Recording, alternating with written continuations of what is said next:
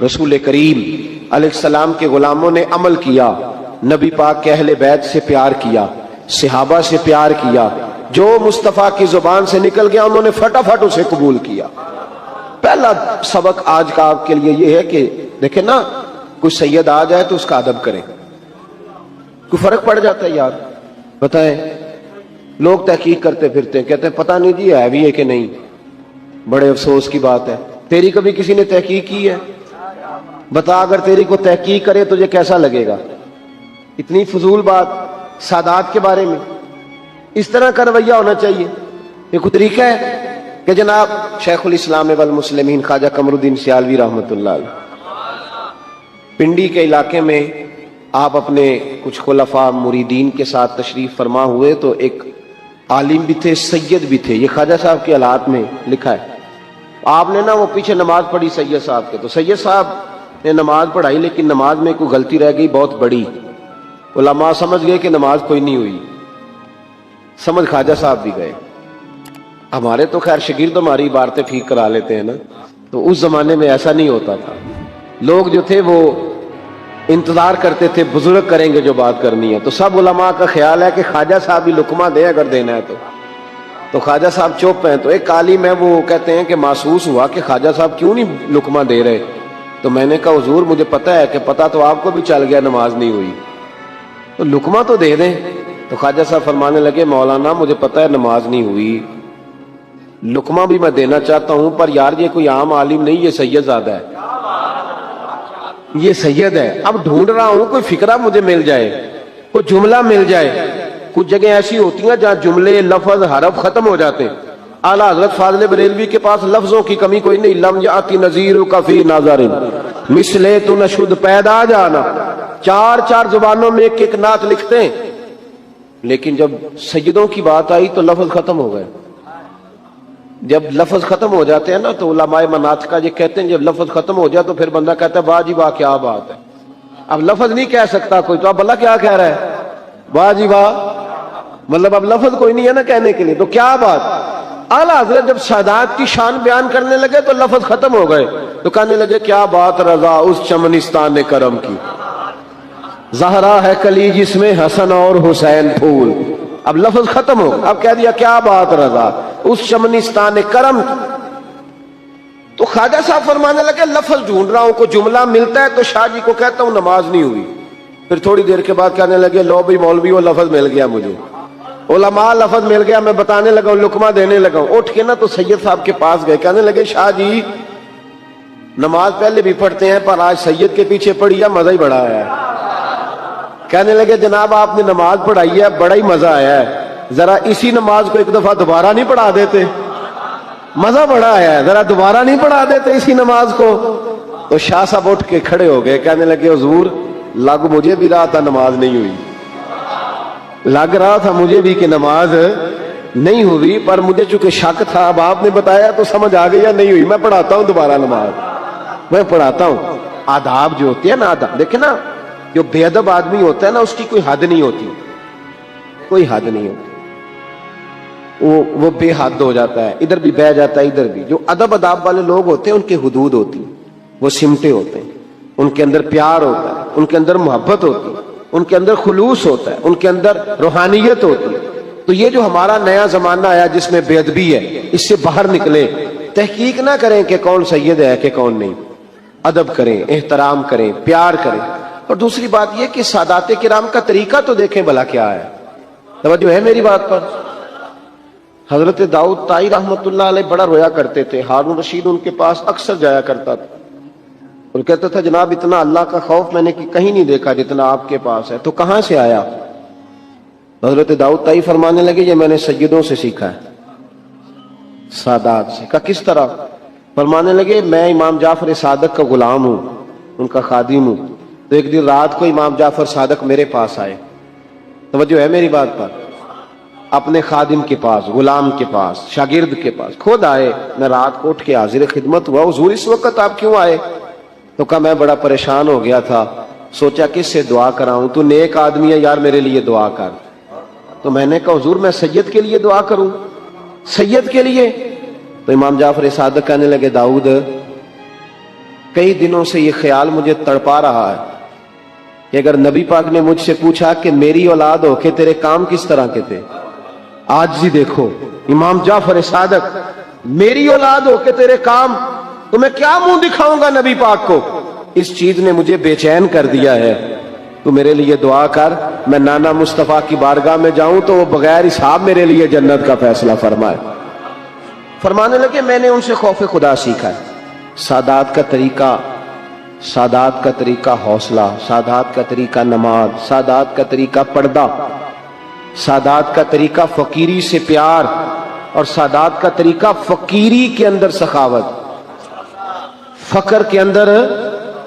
हमारे यहाँ तो सखी वो होता है ना जिसके पास 6 लाख हो तो 5,000 मस्जिद भी दे जाए कभी, और फिर पाबंद करे कि अब्बा जी के साले सवाब के लिए दे रहा हूं, ऊंचा नाम लेना कि अब्बा जी के लिए दे रहा हूं।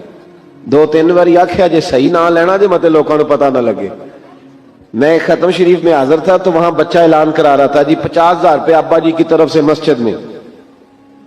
और मैं बाद मुंडे नूं बहा लिया, मैं क्या तेरे अब्बे ने जो तेनू दिता है ओदा भी उन्हें कदी ऐलान कराया सी? या पहली मुंडे नूं देन लगा कारी साहब जरा ऐलान कर दिया जे, ऐ मैं देन लगा इन्ने पैसे ऐलान कर दिया मसीते। कहते नहीं, तो मैंने कहा तू 50,000 दे रहा, अब्बे के नाम का ऐलान करा दिया तूने, वो सारा कुछ तुझे दे गया बगैर ऐलान के, तू 50,000 दे रहा और ऐलान करा रहा। डर अल्लाह ताला से किस तरह की बात कर रहा है। सादात का तरीका फकर में सखावत करना। सैयदा फातिमा ज़हरा और मौला अली शेर खुदा करमल्लाहु ताला वजहुल करीम के जब आप हालात जिंदगी पढ़ेंगे, जितनी किताबें आप पढ़ेंगे जितनी, उन सब में लिखा है कि महीना महीना उनके घर में चूल्हा नहीं जलता, महीना महीना चूल्हा नहीं जलता था, महीना महीना खाना नहीं पकता था। पर उसी किताब के अगले सफे पे यह भी लिखा है कि अपने घर में महीना महीना चूल्हा नहीं जलता था, पर दरवाजे पे जो मांगने आता था उसे झोली भर के दिया जाता था। भर के झोली उस शख्स को मिलता था जो दरवाजे पे मांगने आता था। बड़ा खूबसूरत उनका मेयार, बड़ा जबरदस्त उनका अंदाजे जिंदगी।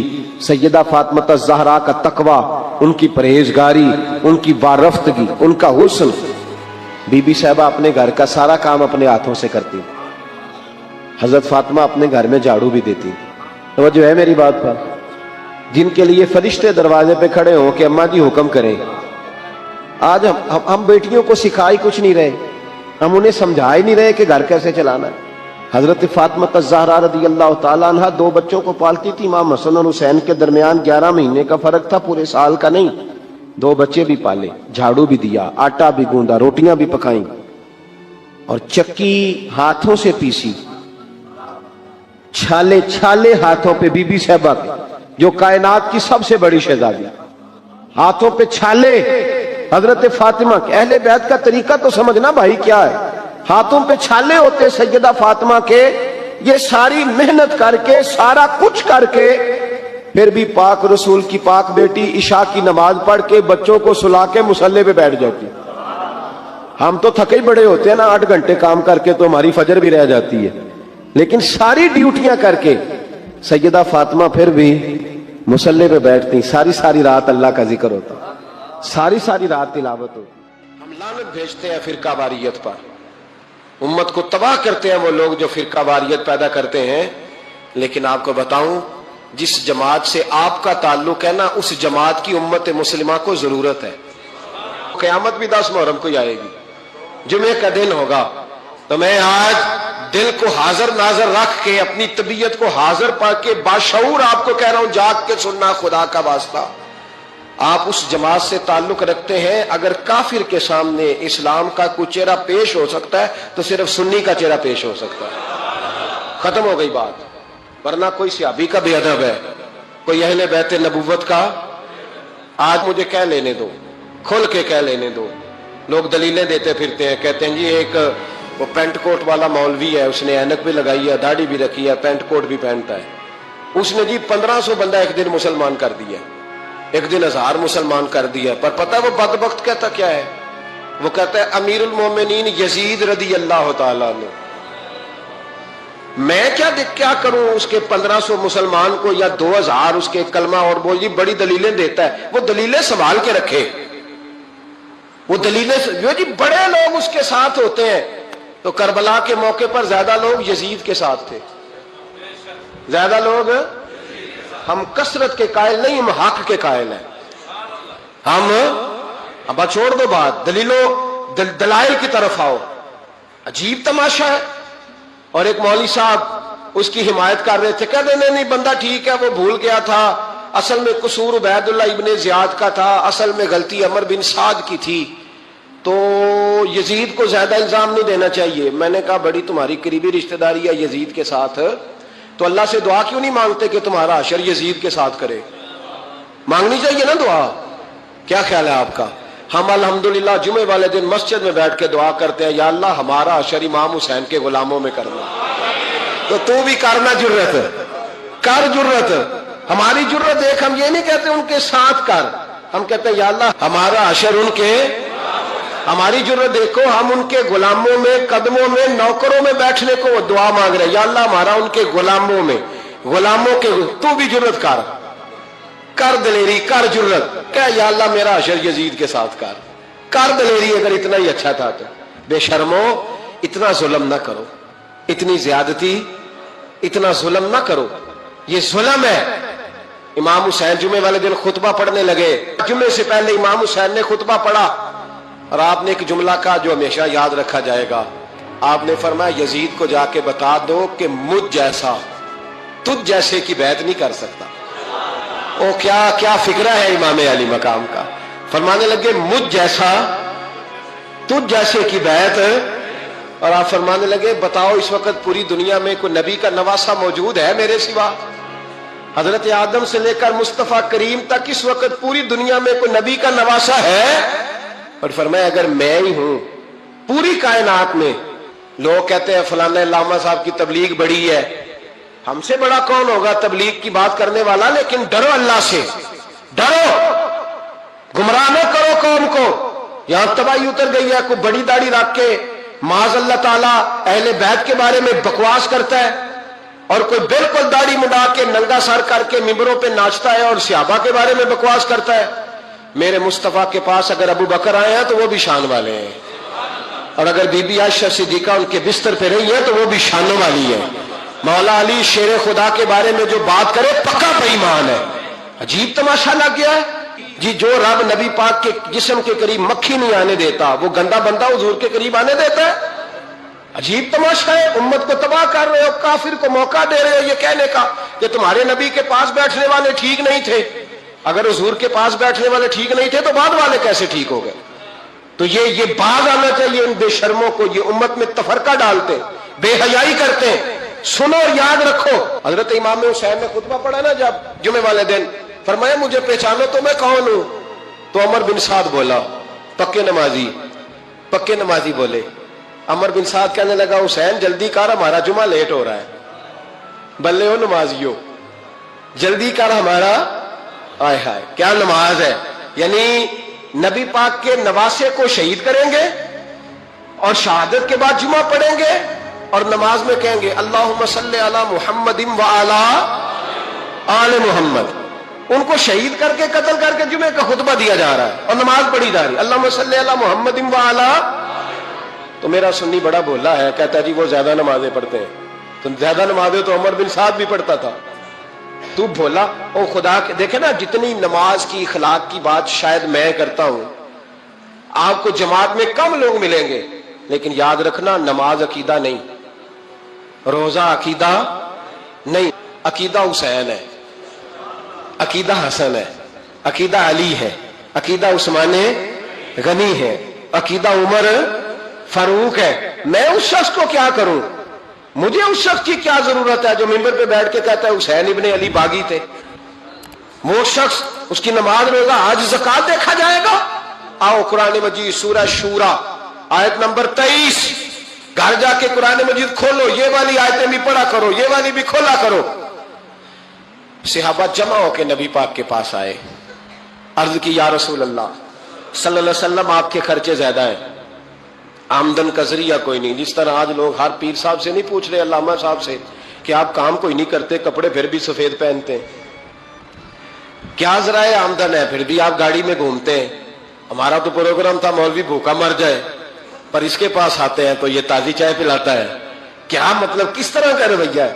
صحابہ کے بار وہ یہ نہیں سوچتے تھے آتے کام، وہ کہتے تھے آگے بڑھ کے حصہ ڈالیں.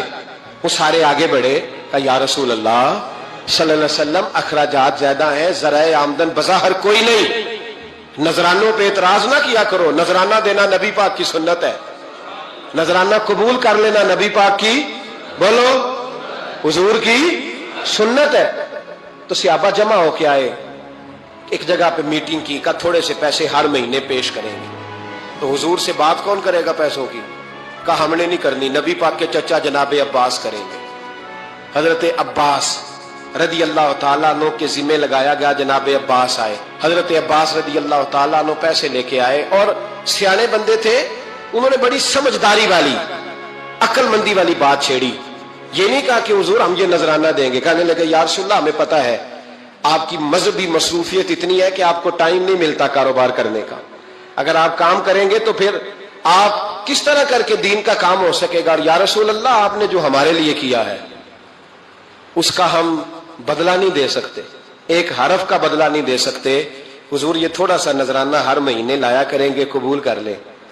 نبی پاک کے سامنے رکھا ہی تھا کہ اللہ کا قرآن بول پڑا، کا کل لا اسألکم علیہ اجرا، محبوب ان سے فرما دو کہ میں نے تمہارے لیے بڑی تکلیف سہی ہے، پر میں تم سے کوئی اجر نہیں مانگتا، تم سے کوئی اجر نہیں مانگتا. ہاں اگر تم نے کچھ کرنا ہے الا المودۃ فی القربى، تو میرے قریبیوں سے پیار کرتے رہنا، میری ختیجہ سے پیار کرنا، میری عائشہ کا ادب کرنا، میرے قریبیوں کا احترام کرنا. یا رسول اللہ ازواج تو گھر میں ہے ہی، قریبی کوئی اور بھی خاص ہے جس کا ادب کرنا ہے؟ تو نبی پاک نے فرمایا ہاں علی، فاطمہ، علی اور فاطمہ کی اولاد، فرمایا ان کا ادب کرتے رہنا، اس کا مطلب یہ ہوگا کہ تم نے میرے ساتھ بڑا ہی اچھا سلوک کیا ہے. کہا ان کا ادب کرنا، جناب علی، سیدہ فاطمہ، اور دونوں کی ان کا ادب کرنا فرائض دین، اہل بیت کا ادب کرنا فرائض. ایک دن حضور گزر رہے تھے، اصل اس طرح تھا کہ یہ نبی پاک کا حجرہ تھا، جن لوگوں کو اللہ نے مدینے کی زیارت کرائی ہے وہ جان سکتے ہیں نبی پاک کا حجرہ تھا. تو حضور کے حجرے کی اس جانب، یعنی مسجد کی جو بالکل سیدھ ہے اس کی بیک میں سیدہ فاطمہ رہتی. تو حضور اکثر نہ نماز کے لیے جب نکلتے تو حضرت فاطمہ کے حجرے کے پاس سے ہو کر دوبارہ محراب میں جاتے. محبوب حجرے کے پاس سے گزرے تو امام حسین رو رہے تھے، تو حضرت فاطمہ نے کسی بات میں جھڑک دیا تو امام حسین رونے لگے. تو نبی پاک نماز کے لیے گئے تو واپس لوٹ آئے، اور واپس تشریف لا کے کہا فاطمہ حسین کو کیا ہوا؟ عرض کی یا رسول اللہ تنگ کر رہے تھے، میں نے ڈانٹ دیا ہے. کیا خوبصورت جملے ہیں حدیث پاک میں. سرکار نے فرمایا فاطمہ اس کو حسین کو نہ رونے نہ دیا کر، یہ جب روتا ہے نا تو میرے دل کو تکلیف ہوتی ہے. تو بی بی صاحبہ کہتی ہیں یہ حکم آیا نبی پاک کا میرے نام، پھر میں نے ڈانٹنا چھوڑ دیا. یہ ان کے فضائل تھے کم، ان کی تربیت خود نبی پاک نے فرمائی، خود ڈیوٹی. میں کسی منطق کا فلسفہ، میں اب تو اللہ تعالیٰ معاف کرے، پہلے ہم لوگوں کو کہتے تھے فلانی مجلس میں نہ جانا فلانی، اب تو مصیبت بن گئی ہے، جانے کی ضرورت نہیں، ہر شے موبائل میں آ گئی. مجھے بھیجتے ہیں، کہتے ہیں حضرت صاحب یہ ذرا سننا، یہ ذرا سننا. کل کراچی سے کچھ مہمان آ گئے، اور بچوں نے وہ کلپ سنبھال کے یہ مولوی دیکھو کیا کہتا ہے. اب آیتیں پڑھی جا رہی ہیں قرآن پاک کی، اتنا ٹکڑا یہاں سے لیتے ہیں، اتنا ٹکڑا یہاں سے لیتے ہیں، اور ملا کے پتہ نہیں کون سا مکسچر بنا رہے ہیں. کسی آیت کا ترجمہ نہیں، کوئی واضح حدیث نہیں، ایسے ہوا ہوگا پھر اس کو اس سے جوڑ لیں تو کیا بنتا ہے، اتنی جمع کر. یہ کون سا دین ہے جو توڑ مروڑ کے بیان کر رہے ہیں؟ کون سا مذہب ہے؟ دین تو واضح کھلی کتاب ہے. اب ہمارا یہ شوق ہے، ہم ہر تماشا دیکھنا چاہتے ہیں، ہم اپنے لوگوں کی قدر نہیں کرتے، اور بڑی بڑی دور جا کے ہم غلط معاملات میں جاتے ہیں، پھر ذہن ہمارے شکوک کا شکار ہوتے ہیں. ہمیں سمجھنا چاہیے کوئی ایسی کسی دلیل کی ضرورت نہیں ہے. جب ان کے واضح چیزیں ان کی کتابیں میں موجود ہے، حدیث میں موجود ہے، قرآن مجید میں ان کے فضائل کھول کے موجود ہے، تو دور جانے کی کیا ضرورت. حضور ان کی ٹریننگ کراتے تھے. پہلی بات تو یہ ہے کہ نبی پاک نے دعا مانگی تھی، یا اللہ میرے گھر والوں کو زیادہ روزی نہ دینا، انہیں ایک وقت روٹی دینا، ایک وقت کی بھوک دینا. یہ جو 10 دن کربلا میں انہیں ٹینشن نہیں نہ ہوئی، انہیں عادت تھی فاقہ کرنے، انہیں 3 دن وصلی روزے رکھنے کی عادت تھی. پہلی بات. دوسرا یہ کہ جہاد کی تربیت حضور خود کراتے تھے. حضرت فاطمہ الزہرا کہتی میں پردے کے پیچھے دیکھ رہی تھی، نبی پاک نے امام حسن اور حسین سے فرمایا چلو میرے سامنے کشتی لڑو. تو دونوں حضرات آپس میں جب کشتی لڑنے لگے تو نبی پاک نا امام حسن کو کہتے ہیں حسن حسین کو ٹانگوں سے پکڑو. انسان کے وجود پر اثر ہو، لیکن جو آدمی کچی کچی باتیں کرے، کمزور کہانیاں سنائے کہ نہیں جی وہ ٹھیک ہے، اہل بیت ہی اصل تھے، سارا کچھ وہی تھے، صحابہ بس وہ، بھائی جس آدمی کے پیچھے مولا علی نماز پڑھتے ہیں وہ بندہ تجھے قبول کیوں نہیں؟ جس ابو بکر صدیق کے پیچھے وہ نمازیں پڑھتے ہیں تجھے کیوں نہیں قبول؟ جس عمر کے وہ مشیر بنتے ہیں تجھے کیوں نہیں حضرت عمر قبول؟ اور جس عثمان غنی کے بارے میں مولا علی کی یہ رائے ہے کہ امام حسن اور حسین کو تلواریں دے کے حضرت عثمان کے دروازے پر کھڑا کر کے کہا بیٹا یہاں کھڑے رہنا، کوئی دشمن عثمان کے قریب نہ آنے پائے، تو جس عثمان کے حضرت علی محافظ ہیں تجھے وہ عثمان کیوں قبول نہیں؟ یاد رکھو ہم لعنت بھیجتے ہیں فرقہ واریت پر، امت کو تباہ کرتے ہیں وہ لوگ جو فرقہ واریت پیدا کرتے ہیں، لیکن آپ کو بتاؤں جس جماعت سے آپ کا تعلق ہے نا اس جماعت کی امت مسلمہ کو ضرورت ہے۔ قیامت بھی 10 محرم کو ہی آئے گی، جمعے کا دن ہوگا، تو میں آج دل کو حاضر ناظر رکھ کے اپنی طبیعت کو حاضر پا کے باشعور آپ کو کہہ رہا ہوں جاگ کے سننا خدا کا واسطہ، آپ اس جماعت سے تعلق رکھتے ہیں، اگر کافر کے سامنے اسلام کا کوئی چہرہ پیش ہو سکتا ہے تو صرف سنی کا چہرہ پیش ہو سکتا ہے، ختم ہو گئی بات، ورنہ کوئی صحابی کا بے ادب ہے، کوئی اہل بیت نبوت کا، آج مجھے کہہ لینے دو، کھل کے کہہ لینے دو، لوگ دلیلیں دیتے پھرتے ہیں، کہتے ہیں جی ایک وہ پینٹ کوٹ والا مولوی ہے، اس نے اینک بھی لگائی ہے، داڑھی بھی رکھی ہے، پینٹ کوٹ بھی پہنتا ہے، اس نے جی 1500 بندہ ایک دن مسلمان کر دیا، ایک دن 1000 مسلمان کر دیا، پر پتہ وہ بدبخت کہتا کیا ہے؟ وہ کہتا ہے امیر المومنین یزید رضی اللہ تعالیٰ عنہ، میں کیا کروں اس کے 1500 مسلمان کو یا 2000 اس کے کلمہ، اور وہ جی بڑی دلیلیں دیتا ہے، وہ دلیلیں سنبھال کے رکھے، وہ دلیلیں جو جی بڑے لوگ اس کے ساتھ ہوتے ہیں، تو کربلا کے موقع پر زیادہ لوگ یزید کے ساتھ تھے، زیادہ لوگ، ہم کثرت کے قائل نہیں، ہم حق کے قائل ہیں، ہم اب چھوڑ دو بات، دلائل کی طرف آؤ، عجیب تماشا ہے، اور ایک مولوی صاحب اس کی حمایت کر رہے تھے، کہتے نہیں بندہ ٹھیک ہے وہ بھول گیا تھا، اصل میں قصور عبید اللہ ابن زیاد کا تھا، اصل میں غلطی عمر بن سعد کی تھی، تو یزید کو زیادہ الزام نہیں دینا چاہیے۔ میں نے کہا بڑی تمہاری قریبی رشتہ داری ہے یزید کے ساتھ، تو اللہ سے دعا کیوں نہیں مانگتے کہ تمہارا حشر یزید کے ساتھ کرے؟ مانگنی چاہیے نا دعا، کیا خیال ہے آپ کا؟ ہم الحمدللہ جمعے والے دن مسجد میں بیٹھ کے دعا کرتے ہیں، یا اللہ ہمارا حشر امام حسین کے غلاموں میں کرنا، تو بھی کرنا، جرت کر، جرت ہماری جرت دیکھ، ہم یہ نہیں کہتے ان کے ساتھ کر، ہم کہتے ہیں یا اللہ ہمارا حشر ان کے، ہماری جرت دیکھو، ہم ان کے غلاموں میں، قدموں میں، نوکروں میں بیٹھنے کو وہ دعا مانگ رہے ہیں، یا اللہ ہمارا ان کے غلاموں میں، غلاموں کے، تو بھی جرت کر دلیری، کر جرت، کہ یا اللہ میرا حشر یزید کے ساتھ کر دلیری، اگر اتنا ہی اچھا تھا تو۔ بے شرمو اتنا ظلم نہ کرو، اتنی زیادتی، اتنا ظلم نہ کرو، یہ ظلم ہے۔ امام حسین جمعے والے دن خطبہ پڑھنے لگے، جمعے سے پہلے امام حسین نے خطبہ پڑھا، اور آپ نے ایک جملہ کہا جو ہمیشہ یاد رکھا جائے گا، آپ نے فرمایا یزید کو جا کے بتا دو کہ مجھ جیسا تجھ جیسے کی بیعت نہیں کر سکتا۔ او کیا فکرہ ہے امام علی مقام کا، فرمانے لگے مجھ جیسا تجھ جیسے کی بیعت، اور آپ فرمانے لگے بتاؤ اس وقت پوری دنیا میں کوئی نبی کا نواسہ موجود ہے میرے سوا؟ حضرت آدم سے لے کر مصطفیٰ کریم تک اس وقت پوری دنیا میں کوئی نبی کا نواسہ ہے؟ اور فرمایا اگر میں ہی ہوں پوری کائنات میں، لوگ کہتے ہیں فلانا علامہ صاحب کی تبلیغ بڑی ہے، ہم سے بڑا کون ہوگا تبلیغ کی بات کرنے والا، لیکن ڈرو اللہ سے، ڈرو، گمراہ نہ کرو قوم کو۔ یہاں تباہی اتر گئی ہے، کوئی بڑی داڑھی رکھ کے معاذ اللہ تعالیٰ اہل بیت کے بارے میں بکواس کرتا ہے، اور کوئی بالکل داڑھی مڈا کے ننگا سر کر کے ممبروں پہ ناچتا ہے اور صحابہ کے بارے میں بکواس کرتا ہے۔ میرے مصطفیٰ کے پاس اگر ابو بکر آئے ہیں تو وہ بھی شان والے ہیں، اور اگر بی بی عائشہ صدیقہ ان کے بستر پہ رہی ہے تو وہ بھی شانوں والی ہے۔ مولا علی شیر خدا کے بارے میں جو بات کرے پکا بے ایمان ہے۔ عجیب تماشا لگ گیا ہے جی، جو رب نبی پاک کے جسم کے قریب مکھی نہیں آنے دیتا وہ گندا بندہ حضور کے قریب آنے دیتا ہے؟ عجیب تماشا ہے، امت کو تباہ کر رہے ہو، کافر کو موقع دے رہے ہو یہ کہنے کا کہ تمہارے نبی کے پاس بیٹھنے والے ٹھیک نہیں تھے۔ اگر حضور کے پاس بیٹھنے والے ٹھیک نہیں تھے تو بعد والے کیسے ٹھیک ہو گئے؟ تو یہ باز آنا چاہیے ان بے شرموں کو، یہ امت میں تفرقہ ڈالتے، بے حیائی کرتے ہیں۔ سنو اور یاد رکھو. حضرت امام حسین نے خطبہ پڑھا نا جب جمعے والے دن, فرمایا مجھے پہچانو تو میں کون ہوں. تو عمر بن سعد بولا, پکے نمازی بولے. عمر بن سعد کہنے لگا حسین جلدی کر, ہمارا جمعہ لیٹ ہو رہا ہے. بلے ہو نمازیوں, جلدی کر ہمارا. آئے ہائے کیا نماز ہے. یعنی نبی پاک کے نواسے کو شہید کریں گے اور شہادت کے بعد جمعہ پڑھیں گے اور نماز میں کہیں گے اللہم صلی علی محمد و علی آل محمد. ان کو شہید کر کے قتل کر کے جمعے کا خطبہ دیا جا رہا ہے اور نماز پڑھی جا رہی ہے اللہم صلی علی محمد و علی. تو میرا سنی بڑا بولا ہے, کہتا جی وہ زیادہ نمازیں پڑھتے ہیں. تو زیادہ نمازیں تو عمر بن سعد بھی پڑھتا تھا. تو بولا او خدا کے, دیکھیں نا جتنی نماز کی اخلاق کی بات شاید میں کرتا ہوں, آپ کو جماعت میں کم لوگ ملیں گے, لیکن یاد رکھنا نماز عقیدہ نہیں, روزہ عقیدہ نہیں.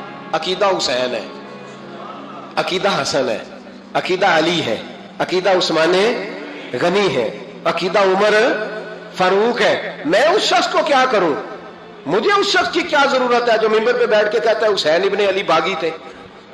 وہ شخص, اس کی نماز روزہ حج زکات دیکھا جائے گا.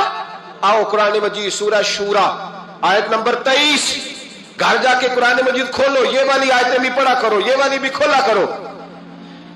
صحابہ جمع ہو کے نبی پاک کے پاس آئے, عرض کی یا رسول اللہ صلی اللہ علیہ وسلم آپ کے خرچے زیادہ ہیں, آمدن کا ذریعہ کوئی نہیں. جس طرح آج لوگ ہر پیر صاحب سے نہیں پوچھ رہے, علامہ صاحب سے, کہ آپ کام کوئی نہیں کرتے, کپڑے پھر بھی سفید پہنتے ہیں, کیا ذرائع آمدن ہے, پھر بھی آپ گاڑی میں گھومتے ہیں.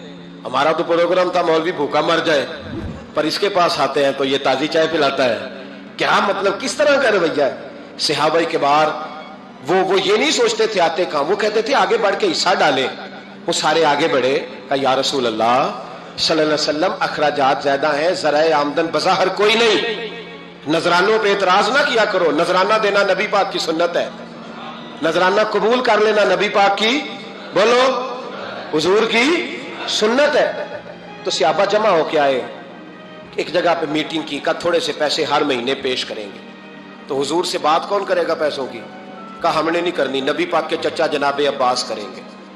حضرت عباس رضی اللہ تعالیٰ عنہ کے ذمہ لگایا گیا. جناب عباس آئے, حضرت عباس رضی اللہ تعالیٰ عنہ پیسے لے کے آئے, اور سیانے بندے تھے, انہوں نے بڑی سمجھداری والی عقل مندی والی بات چھیڑی.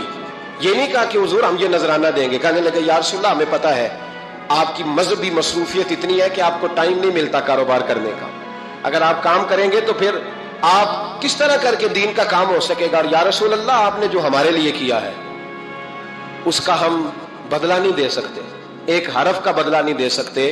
حضور یہ تھوڑا سا نذرانہ ہر مہینے لایا کریں گے, قبول کر لیں.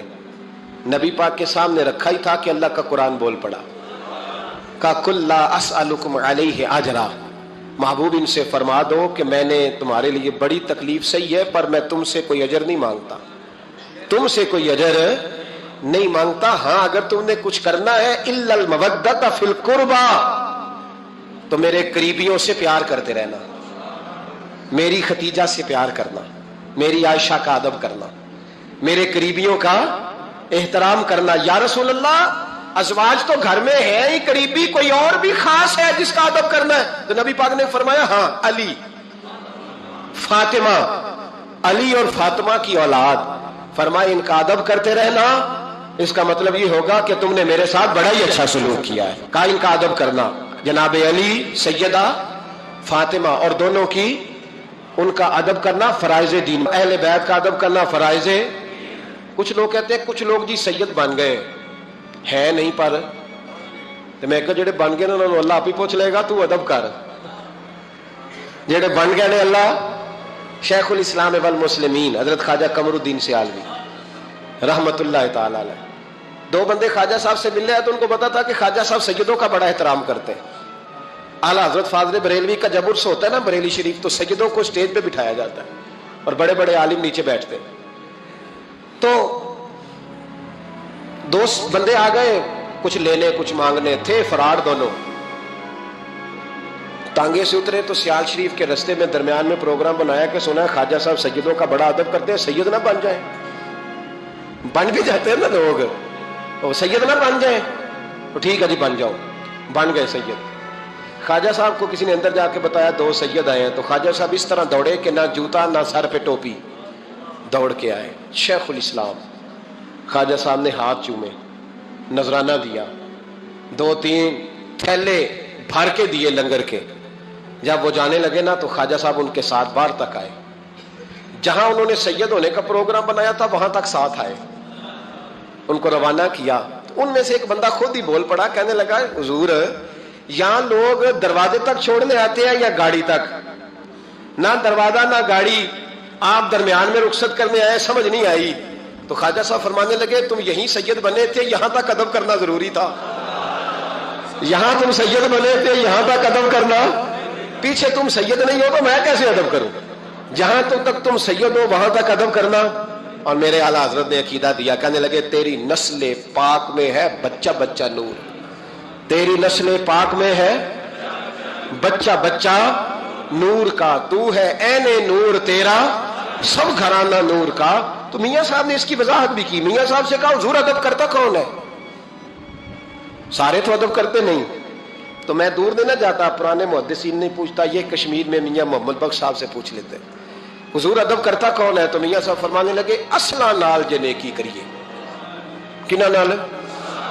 اصلا نال جے نیکی کریے تے وہ نسلاں تاک نہیں بھول دے۔ ہاں بے اصلا نال نیکی کریے تے پھل کنڈیاں نال تل دے۔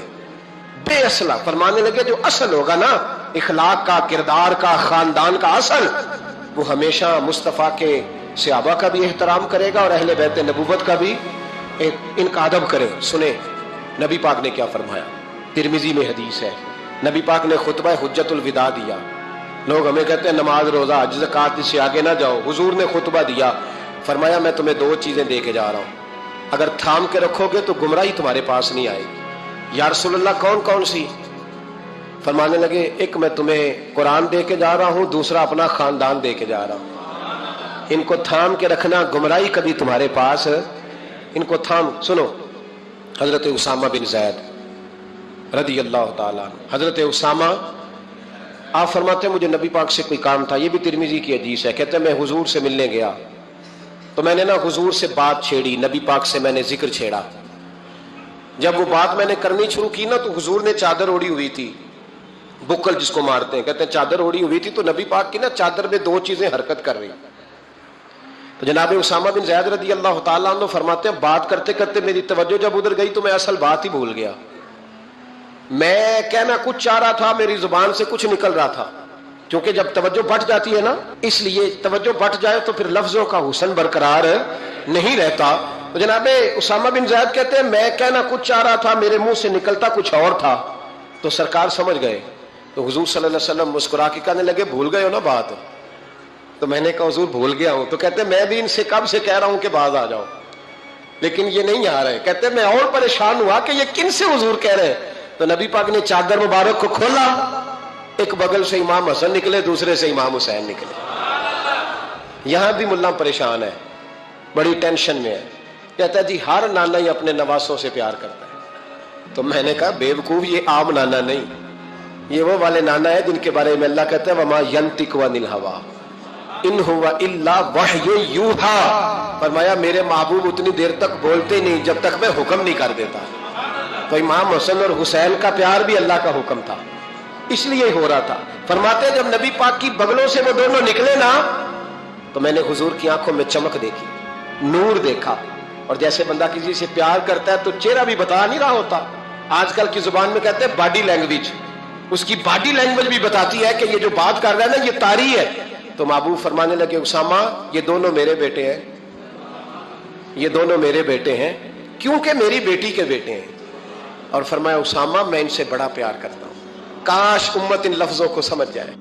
حضور نے فرمایا میں ان سے بڑا پیار کرتا ہوں، میں بڑا پیار کرتا ہوں، اور میں نے رب سے دعا کی ہے یا اللہ پیار کرے تو اس سے پیار کرتا ہوں۔ میں نے یہ دعا کی ہے اے اللہ جو ان سے پیار کرے تو اس سے بھی پیار کرنا۔ حضرت امام حسنین، پہلی بات یہ ہے کہ ان کا پیار ایمان کا حصہ ہے، ان کا پیار ایمان کا حصہ ہے، اسے جو پیار نہ کرے گا وہ صاحب ایمان۔ ابن جوزی نے لکھا ہے سینکڑوں سال پہلے، آج کے کسی عالم کی بات بتاتا تو لوگ انکار کرتے، سینکڑوں سال، کہتے ہیں بلخ میں قحط پڑ گیا، لوگ ہجرت کر کے سمرقند آ گئے، ایک سیدوں کا خاندان بھی آیا، ایک ایسی خاتون بھی آئی جس کے ساتھ 3 بیٹیاں تھی، بیٹا بھی کوئی نہیں، خاوند فوت ہو گیا۔ مسجد کے ساتھ مہمان خانے بنے ہوتے تھے، وہاں اس نے بچوں کو ٹھہرایا اور نکلی سمرقند میں کہ کوئی آدمی مل جائے۔ تو وہ سیٹھ صاحب، چودھری صاحب کہنے لگے مجھے کیسے پتا چلے گا تو سید ہے؟ مجھے بتاؤ، کسی کو چوک میں کھڑا کر کے کہا جائے بتاؤ تو کون ہوتا ہے، اس شخص کا کیا اشر ہوتا ہے، کیا حال ہوتا ہے؟ کہا کیسے پتا چلے گا؟ تو سید زادی نے اپنا پلو کھولا اور اپنے آنسو دونوں آنکھوں سے صاف کیے تو کہنے لگی اللہ تیرا بھلا کرے، میں ثابت نہیں کر سکتی کہ میں حضور کا خاندان، میرے پاس کوئی دلیل نہیں، میں نہیں بتا سکتی۔ چل ٹھیک ہے، چلی گئی۔ کسی نے بتایا کہ یہاں ایک یہودی بھی رہتا ہے، وہ بڑا سخی ہے، یا آتش پرست ہے، یا پارسی ہے کافر غیر، سخی بڑا ہے۔ اس کے پاس گئی، بیٹھی رہی، لوگ بیٹھے تھے، جب چلے گئے تو قریب گئی، کہنے لگی مجبور ہوں، پریشان ہوں، غریب نہیں ہوں۔ کہنے لگا بی بی تجھے کبھی دیکھا نہیں، سمرقند کی اتنی آبادی نہیں، میں سارے شہر، تو کون ہے؟ تو کہنے لگی تعارف نہ ہی پوچھے تو اچھا ہے۔ اس نے کہا چلو اگر پتہ چل جائے تو۔ کہنے لگی میں مسلمانوں کے نبی کی اولاد ہوں، مسلمانوں۔ اس نے کہا پیغمبر خدا کی اولاد؟ اٹھ کے کھڑا ہو گیا، بی بی کو ساتھ لیا، گھر گیا۔ کہنے لگا جو صاف ستھرا کمرہ ہے نا اسے پھر دھو ڈالو، ایک دفعہ پھر دھو ڈالو۔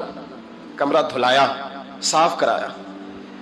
پھر کہنے لگا بی بی میرے برتن زیادہ صاف ستھرے نہیں، میں نئے نہ خرید کے لا دوں۔ پھر نئے برتن لایا، پھر اپنے بچوں سے کہنے لگا اونچا نہ بھولنا، یہ سیدہ فاطمہ کی شہزادیاں آئی ہیں، یہاں کوئی شخص اونچی بات نہ کرے۔ پھر کہنے لگا بی بی جو میرا بالکل طیب اور حلال رزق ہے نا، یہ اس میں سے لنگر ہے، لیکن چونکہ میں غیر مسلم ہوں، مجھے سلیقے نہیں آتے، جیسا تیسا بھی ہو نا اسے قبول کر لینا۔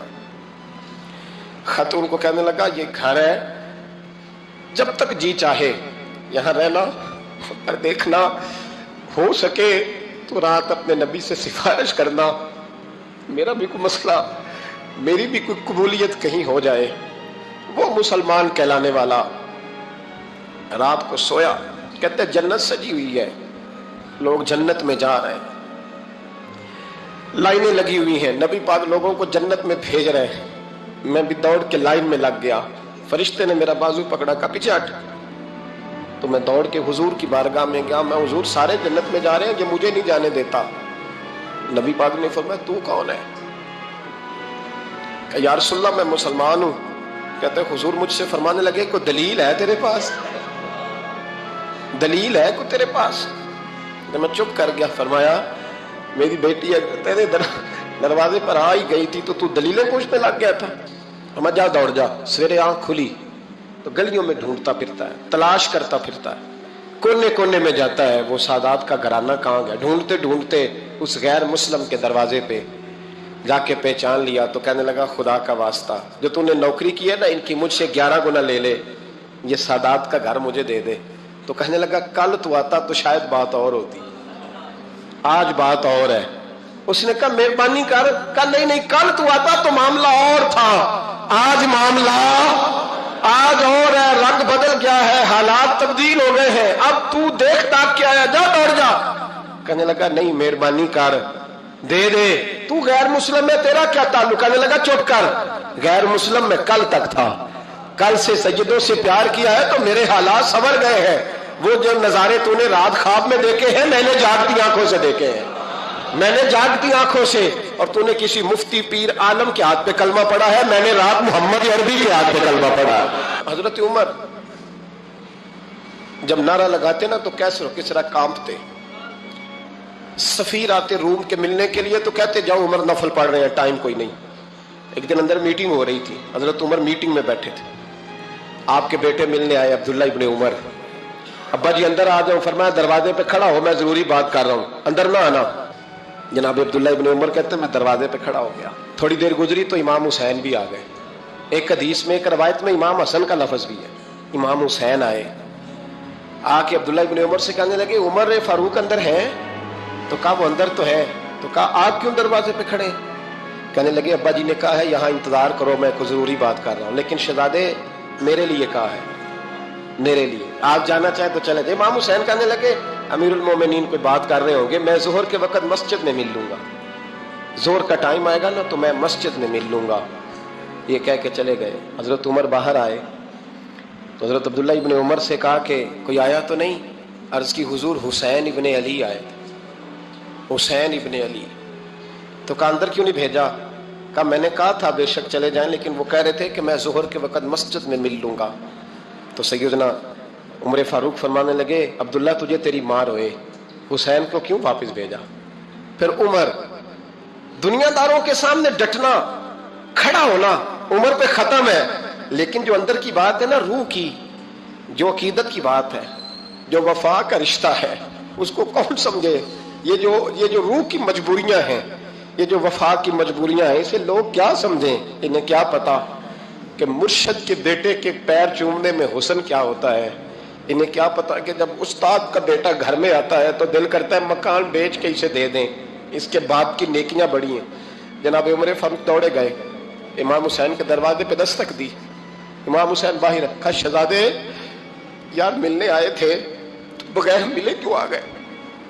عرض کی کہ آپ مصروف تھے، آپ کے اپنے بیٹے بھی دروازے پہ کھڑے تھے تو میں واپس آ گیا۔ امام حسین کہتے عمر جذبات میں آ گئے، سر سے پگڑی گر گئی، کہنے لگے حسین میرے بیٹے کا اور حسین کا کیا مقابلہ؟ کیا اس کی ماں کا نام فاطمہ الزہرا ہے؟ کیا اس کی نانی کا نام خدیجہ الکبریٰ ہے؟ کیا اس کے نانے کا نام محمد مصطفیٰ ہے؟ اور پھر سر سے پگڑی اتری تھی، اپنے بال زور سے پکڑ لیے، کہنے لگے حسین میں نا مکے میں اونٹ چرایا کرتا تھا اور ڈنڈوں سے مار کھاتا تھا اپنے باپ سے، یہ جو آج ساری دنیا میں عمر کے نعرے لگتے ہیں یہ تیرے نانے کا صدقہ ہے۔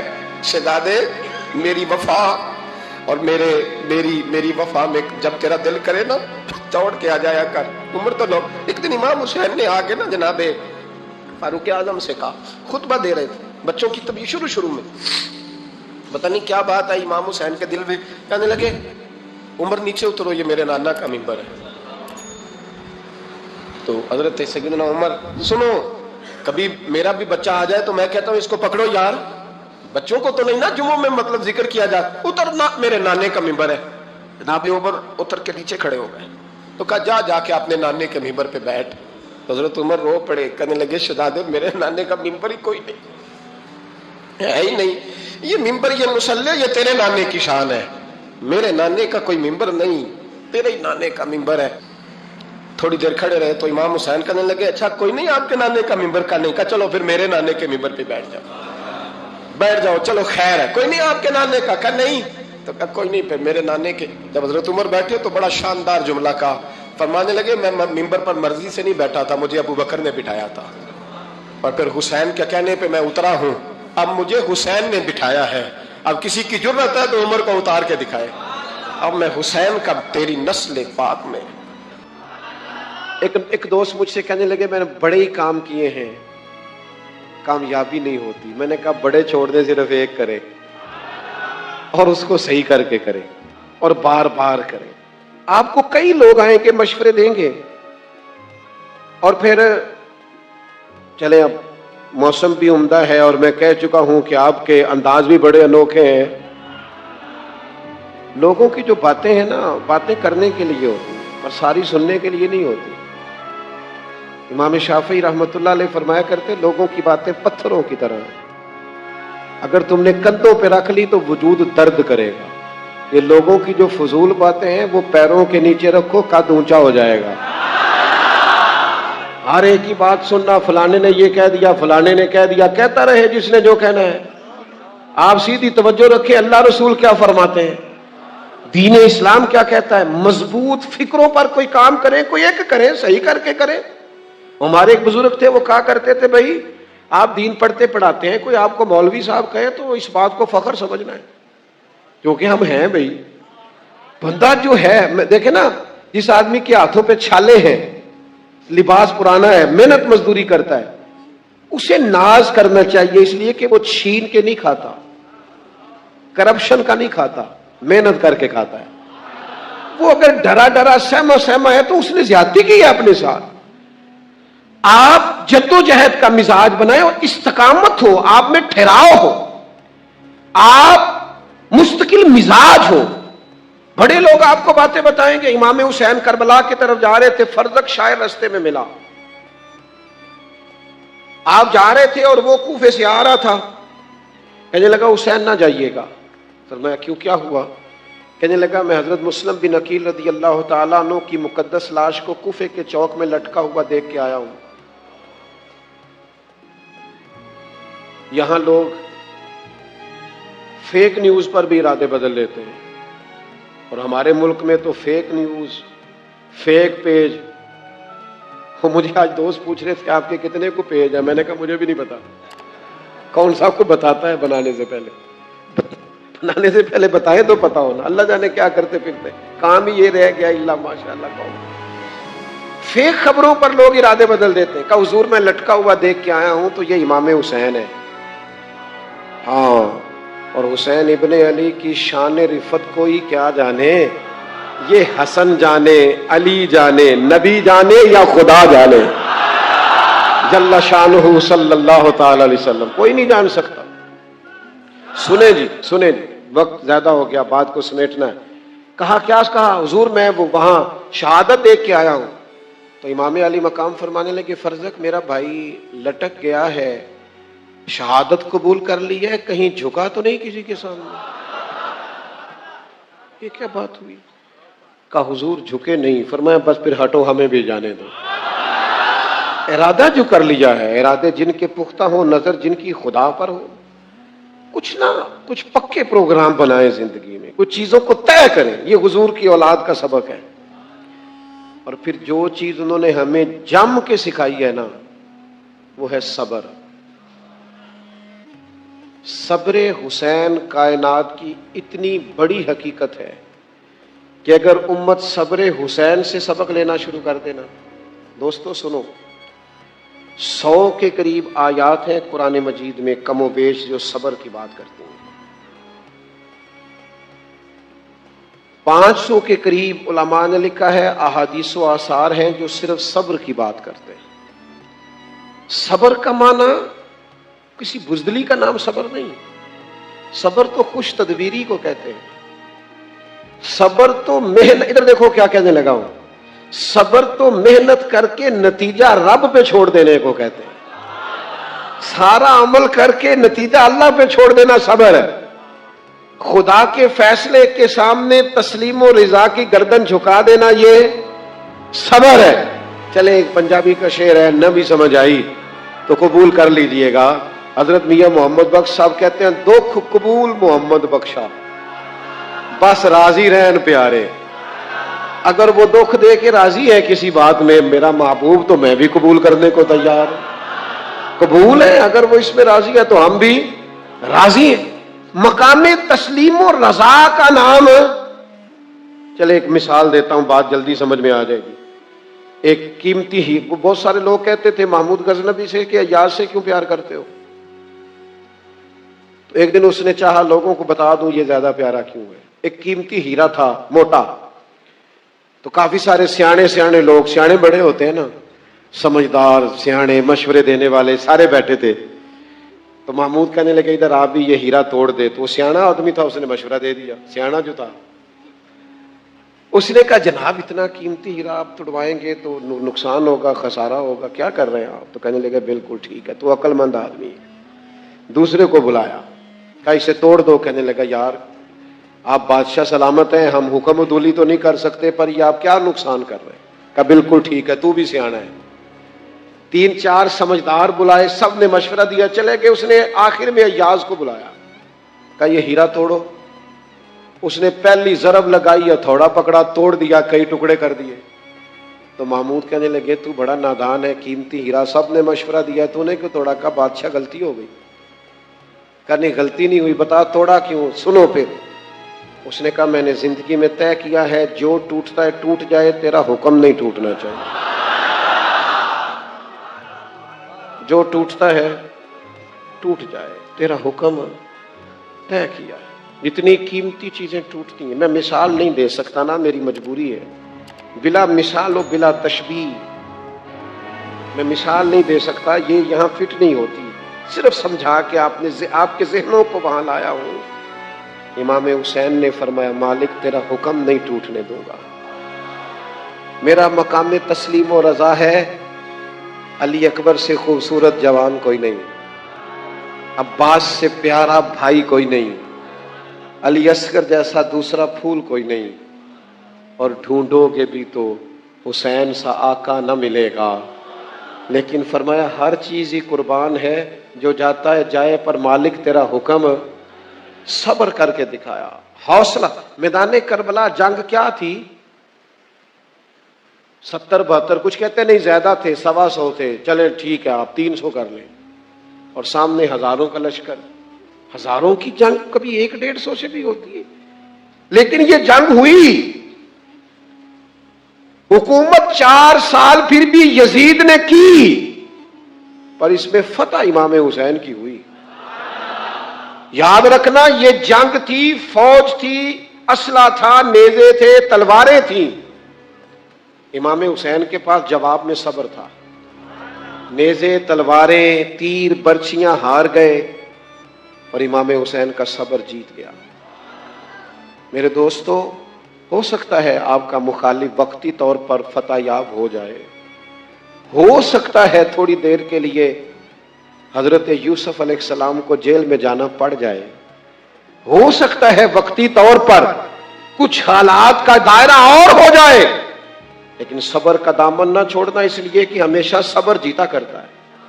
کیوں جیتتا ہے؟ کہ ان اللہ مع الصابرین، اللہ صبر کرنے والوں کے، تو صبر ہمیشہ، میری ملت کے جوانوں میں صبر نہیں، یہ سویرے انقلاب چاہتے ہیں، 8 دن محنت کر کے 9ویں دن انقلاب چاہتے ہیں، اتنی جلدی نہیں بھائی، نہ۔ میں کہہ چکا ہوں کہ امام حسین نے سارے کنبے کی شہادت پیش کر دی، پر یزید 4 سال پھر بھی حکومت کر گیا، لیکن پھر یوں مٹا، یوں گھیر کے مارا ہے پھر امام حسین نے یزید کو کہ اب کوئی نام بھی لینے کو تیار نہیں۔ آپ کا جو صبر ہے نا، صبر، اس میں فنا ہو جائے گا آپ کا دشمن۔ پھر اپنی ساری گفتگو دہراتا ہوں، ایک تو پیار کرنا ہے تو ذرا رج کے کرنا ہے، احترام کرنا ہے تو عقیدتوں سے، فیض لینا ہے تو ڈٹ کے لینا ہے، اور پھر ہم نے ان سے سیکھنا ہے۔ ہم نے فقیری کو مظلومیت نہیں بنانا، فخر بنانا ہے۔ ہم نے فقر کو اور فاقے کو بھی اس طرح قبول کرنا ہے جو رنگ رسول کریم علیہ السلام نے ہمیں عطا کیا ہے، اور پھر ہم نے اپنی اولادوں کو اعلیٰ اخلاقی اقدار سکھانے ہیں، آداب سکھانے ہیں، جد و جہد سکھانی ہے، محنت سکھانی، سستی نہیں، کاہلی نہیں، بزدلی نہیں، آگے بڑھنا اور بڑھتے چلے جانا، محنت کرنا اور کرتے چلے جانا۔ وہ ہمارے شیخ کہا کرتے تھے زمین کے اوپر کام، نیچے جا کے آرام، ڈیوٹی، ذمہ داری، خدمت کرتے چلے جائیں، اور پھر استقامت، اور پھر صبر، اور پھر آپ نے نتائج سارے اپنے رب کریم پہ چھوڑ دینے، اس لیے کہ جو نتیجہ بارگاہ خداوندی سے ملتا ہے وہ بڑا ہی باکمال ہوتا ہے۔ ایک آخری بات بھی عرض کر لوں آپ دوستوں سے، اگر آپ زیادہ توجہ کریں تو، امام حسین کا نماز سے بڑا پیار ہے، قرآن پاک سے بڑا پیار ہے۔ نمازی تو آپ ماشاءاللہ پہلے سے ہی ہیں، جو میں کہہ رہا ہوں اسے آپ نے سمجھنا ہے۔ میں کہہ رہا ہوں امام حسین کا نماز سے پیار ہے، آپ نے نماز سے پیار کرنا شروع کرنا ہے، اس سے پیار ڈال لیں، محبت شروع کریں نماز سے۔ نماز کا اہتمام بھی پیار سے، ادائیگی بھی پیار سے۔ امام حسین فرمایا کرتے تھے مجھے سجدوں سے بڑا پیار ہے، یہ سجدوں سے محبت شروع کریں، مجھے سوز دے، مجھے ساز دے، مجھے نیم شب کا نیاز دے، دم سجدہ خود کو توڑ دو، مجھے ایسا ذوق نماز دے۔ سجدوں سے، اور قرآن پاک سے بھی پیار، خوب پیار کریں قرآن پاک سے۔ کوئی آیت لیں، اس کا ذرا مفہوم دیکھیں، عالم صاحب سے پوچھیں کہ یہ آیت کیا بات کرتی ہے، اس میں رب کریم کی کیا منشا ہے۔ قرآن مجید کی تلاوت، قرآن مجید سے محبت، کبھی سورہ ملک سے پیار، کبھی سورہ یاسین سے پیار، کبھی سورہ علم نشرح سے پیار، کبھی سورہ اخلاص سے پیار، تھوڑی سی محبت ڈالیں۔ کبھی کبھی رکا دیا کریں، جب محفل ہو رہی ہو تو کہا دل بڑا کر رہا ہے، آج سورہ رحمان کی تلاوت سنائیں۔ کبھی کبھی فجر کی نماز سے پہلے عشاء کے وقت امام صاحب سے کہا کریں صبح اگر وہ 2 صورتیں پڑھیں تو باقی. حضرت جنید بغدادی رحمت اللہ تعالی علیہ تقریر کر رہے تھے تو ایک شرابی پہ اثر ہو گیا, دوڑا ہوا آیا, کہنے لگا حضور ہر روز شراب پی ہے, 40 سال ہو گئے شراب پیتے, آپ کی باتیں دل کو لگ گئی ہیں, لیکن آج توبہ کروں گا تو اللہ معاف کر دے گا. تو حضرت جنید بغدادی فرمانے لگے تیرا کوئی انتظار کر رہا ہے؟ تو کہنے لگا حضور نشیوں کا شرابیوں کا کون انتظار کرتا ہے؟ کچھ زمانہ اماں انتظار کرتی تھی, اب سمجھ گئی وہ نہیں آئے گا. کون انتظار کرتا ہے؟ سمجھ گئی وہ نہیں آئے گا. کچھ عرصہ بیوی نے انتظار کیا, سمجھ گئی کسی نالی میں پڑا ہوگا نہیں آئے گا. بہن بھائی بال بچے انتظار کرنا چھوڑ گئے, اب میرا کوئی نہیں انتظار کر رہا. تو حضرت جنید بغدادی رو پڑے, فرمانے لگے نہیں, رب کی رحمت تیری توبہ کا ابھی بھی انتظار کر رہی ہے, خدا کا کرم تیری توبہ کا انتظار کر رہا ہے, آ جا, دروازہ کھلا ہوا, لوٹ آیا. وہ شخص کہتا ہے جب بات سنی تو اللہ اکبر کہا, کپڑے پھٹ گئے, قدموں میں گرا, وضو کیا, غسل کیا, مسجد آیا, کہنے لگا یا اللہ تو واقعی راضی ہے, واقعی راضی ہے. تو فرماتے ہیں جب وہ رو رو کے یہ دعا کر رہا تھا تو مسجد کے ہر کونے سے آواز آنے لگی تو نے سچی توبہ کر لیا تو تیرا رب راضی ہو گیا ہے, ان کو پکڑ کے لاؤ. اور حضرت جنید نے یہ بات سیکھی کہاں سے؟ حضرت سیری سختی سے. حضرت سیری سختی آپ کے مرشد تھے, تو گزر رہے تھے گلی میں, ایک درخت کے نیچے رش بڑا تھا, درخت تھا تو لوگ وہاں کٹے تھے, رش تھا تو آپ نے کہا جنید پتا تو کر یہاں کیا ہے. لوگوں نے کہا حضور ایک شرابی شراب کے نشے میں مست آل فول بول رہا ہے اور لوگ تماشا دیکھ رہے. حضرت گئے, چھڑی ہاتھ میں تھی, جوانوں سے کہا چلو نکلو بھاگو. سب لوگ چلے گئے. تو فرمایا جنید جا پیالے میں پانی لا. فرماتے میں پانی لایا تو حضرت نے اپنے ہاتھوں سے اس کا منہ دھو ڈالا. اللہ کرے ان کا کوئی منہ دھونے والا ہی آ جائے, اللہ کرے کوئی آئے جو ان کا منہ دھو ڈالے. یہ تو بیچارے اب الجھ گئے گناہ میں, کوئی آئے ان کا بازو تھامے, منہ دھو ڈالا. اور دھو کے نا منہ, تو رب کریم کے ولی کی آنکھوں میں آنسو آئے اور کہنے لگے اے اللہ میں نے منہ اس لیے دھویا ہے کہ جتنے لوگ شراب کی بو سونگیں گے اس کے شرابی ہونے پہ گواہ بنیں گے. چلو اب منہ دھویا ہے, کوئی بو تو نہیں نہ سونگے گا, اور لوگ تو گواہ نہ بنیں گے کہ شرابی ہے. اور پھر رو کے کہنے لگے اے اللہ جو میری طاقت تھی وہ میں نے کر دیا, اب جو تیرے قبضے میں ہے تو بھی رحمت فرما. میری طاقت میں منہ دھونا تھا, میں نے دھو ڈالا ہے, تو دل دھو دیا کرتا ہے, مہربانی کر اس کے دل کو بھی صفائی عطا فرما دے. یہ کہہ کے چلے گئے. فرماتے حضرت جنید میں تہجد کا وضو کرا کے جناب سری سختی کو مسجد میں لے کے پہنچا تو وہ شرابی مجھ سے پہلے مسجد میں بیٹھا ہوا تھا اور آوازیں آ رہی تھی سری تو نے منہ دھویا تھا تو ہم نے دل بھی دھو ڈالا ہے. دھو ڈال ان کے بازو. امام بہقی نے دلائل کے اندر لکھا ہے, فرماتے ہیں نبی کریم صلی اللہ علیہ وسلم نے ان کی طرف دیکھا تو حضور کی مقدس آنکھیں آنسوؤں سے بھر گئیں. حضور نے فرمایا ابو بشیر تیری تکلیف مجھے نظر آ رہی ہے پر میں نے وعدہ کیا ہوا ہے, میں نے وعدہ. بھائی یہاں ڈٹ کے رہنا بڑا مشکل ہے, یہاں قائم رہنا بڑا کٹھن مرحلہ ہے. یہاں آزمائش کے موقع پر دین پر انہوں نے تو رکھا ہی نہیں, لوگ تانے دیتے ہیں باتیں کرتے ہیں, رکھا ہی نہیں, تو پھر ان کا بنتا ہے. حضور نے فرمایا تجھے جانا پڑے گا. صحابہ کہتے ہیں پورے مدینے میں ایسے تھا جیسے سوگ کا سما ہو. جب وہ 2 سپاہی حضرت ابو بصیر کو پکڑ کے لے جا رہے تھے تو وہ پلٹ پلٹ کے پیچھے دیکھتے تھے, پلٹ پلٹ, پیروں میں خون ہے, آنکھیں آنسوؤں سے بھری ہوئی. فرماتے ہیں جب وہ پلٹ رہے تھے تو مدینے کی گلیاں بھی رو رہی تھی. میرے نبی پاک جب وہ آنکھوں سے اوجھل ہو گئے تو حضور بیٹھ گئے زمین پہ. نبی پاک نے رونا شروع کر دیا. فرمایا اللہ تو نے اس شخص کی مدد فرمانی ہے, اس پر کرم کرنا ہے, اللہ اس کا خیال فرمانا. اس کے لیے دعا کی. حضور روئے. حضرت ابو بشیر باہر نکلے تو وہ جو کافر تھے نا وہ کہنے لگے تو بڑا بنتا تھا ان کا, انہوں نے تجھے رکھا نہیں, تجھے رکھا بھی نہیں. تو حضرت ابو بشیر نے تھپڑ مارا منہ پہ, کہنے لگے میں وہ نہیں جو تھوڑی سی بات سے بدل جاؤں, ایمان یقین اور استقامت کی دولت ملی ہوئی ہے. آپ فرمانے لگے میرا تو ایمان اور پختہ ہو گیا ہے کہ میرا نبی اپنے وعدوں کا بڑا پابند ہے, میرا رسول اپنے وعدوں کا بڑا پابند ہے. حضرت ابو بشیر کہتے ہیں مدینے کی سرحد گزر گئی تو میں نے کھینچی تلوار, ان میں سے ایک سپاہی اب آؤ میرے مقابلے میں جس نے آنا. ایک کو مارا, دوسرا بھاگ گیا.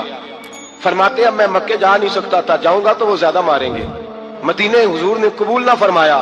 فرماتے ایک جنگل میں جا کے العیس نام کی ایک بستی تھی, وہاں ڈیرا لگا لیا. دریا کے کنارے پانی پی لیتا, پتے کھا لیتا, تن تندور ہڈاں دا بالن تے اسی ہاواں نال تپایا, کپ کپ مکیاں پیڑے کیتے, تے اتو صبر پلیتھن لایا، تن دی ہانڈی تے من دا سالن اتے لون صبر دا پایا۔ غلام فریدا وے میں ساری تیری، غلام فریدا وے میں ساری تیری، تینوں اجے یقین نہیں آیا؟